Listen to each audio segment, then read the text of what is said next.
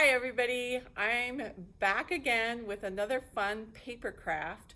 We did paper balloons a few weeks ago and it was really fun, and I know a lot of people have paper at home, so I'm going to show you how to make a flying saucer out of different kinds of paper. So if you want to, if you have some index cards at home that look like this is 4x6 index cards. This is a little bit stronger and it makes your flying saucer fly really well. I did one and it says Happy Spring and I put some flowers on it, decorated it.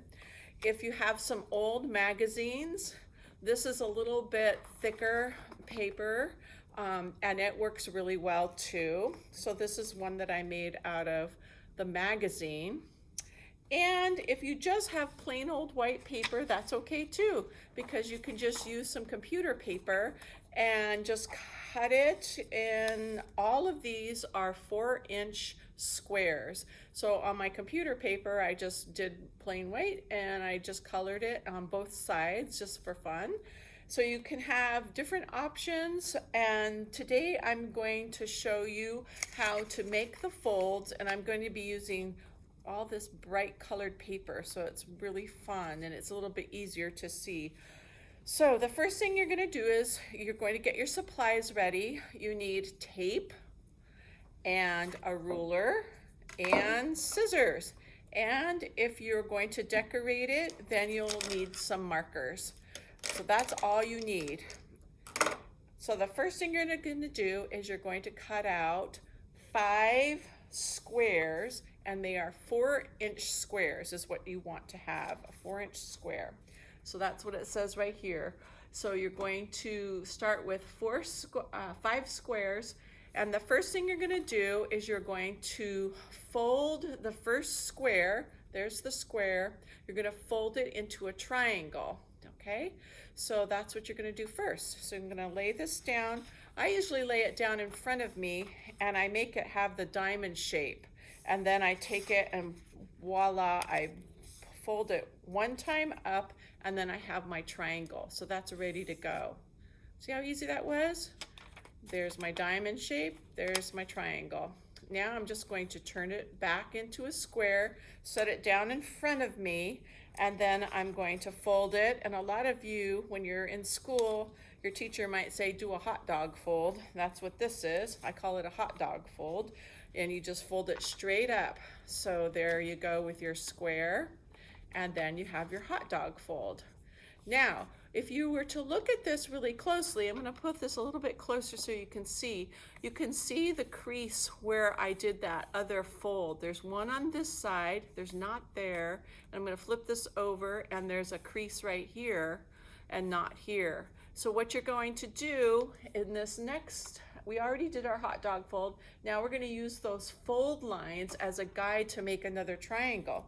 So I'm going to lay it down again right in front of me, and this is a rectangle shape. So we've got the rectangle shape, we've got our lines that are going to help us guide to do our another fold, and we're going to make another triangle right here. It looks just like that. So now what you have is the triangle. There's one side of the triangle, and here's the other side, and this is the side that flips open and this flips closed. There you go. So that's what you have.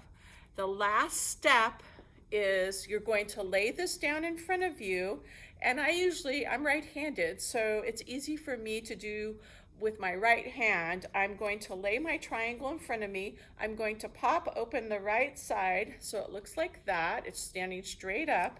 And then I'm going to open up that little pocket that's right there. There's a little tiny pocket. See how I can stick my finger in there? There I go. And so I'm going to lay it down. I'm going to put my finger in there and push it as far as I can. And then I'm going to take my left finger, index finger, and I'm going to push it straight down, and I'm going to do a crease. So then what you have is right here, and it looks like that.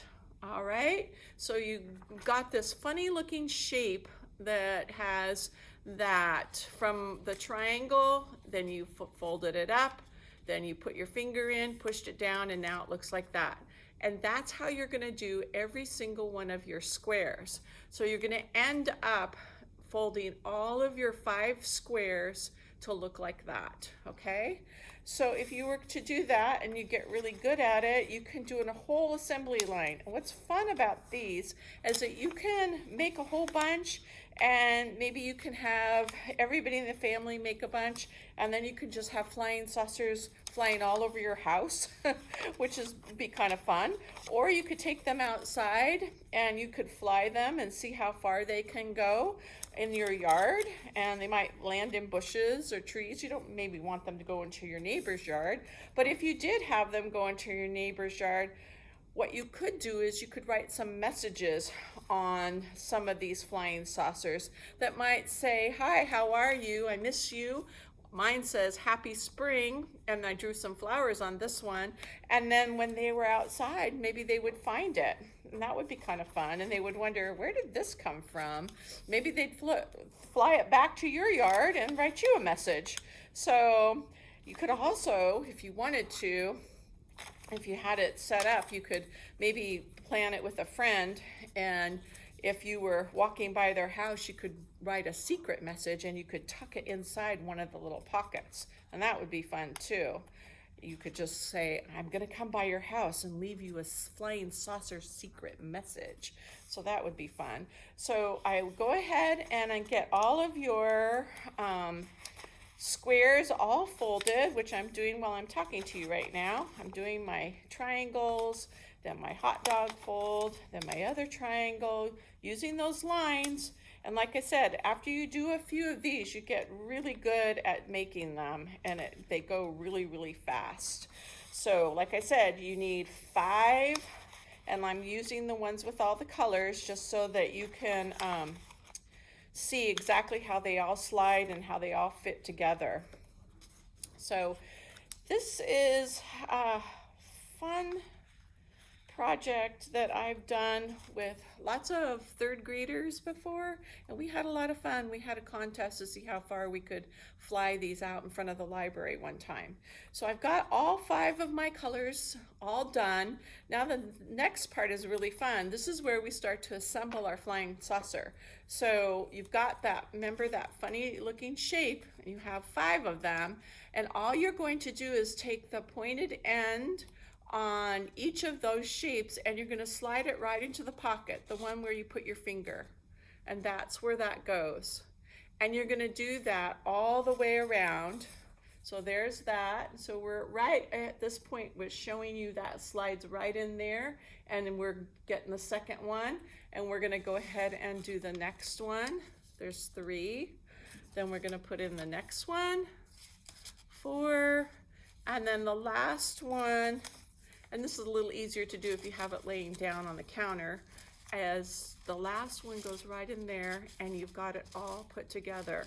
And it looks like that. Do you see that? How fun is that? Now the only thing you have to do, you could fly this and not put any tape on it, and then it would just fall apart and it'd be pieces of your flying saucer all over the place. But it's kind of fun to have it stay together so you can practice flying. So you're going to lay that down, and you're just going to take your piece of tape, and you're just going to put tape all on there so it's nice and secure. And if you want to, you can just put tape on one side, but if you want it to be really, really strong, I would suggest putting tape on both sides. Now if you're going to use a marker to decorate it, you probably want to decorate it first on the side that you're going to decorate, and then put the tape on. I'm going to go ahead and just leave it like that. So I'm going to put tape on both sides, and then we're going to fly this. See how it goes. It's so fun. So I hope you enjoyed making a flying saucer. We will have the directions. I have them just like the poster here. I have them all printed up and ready to go, and they'll be on our website, and you can follow it step by step. So I'm glad that you stopped by to enjoy Be Creative with me. And here's our flying saucer, and I'm going to fly it to you. Woo! There you go. Bye. Have fun.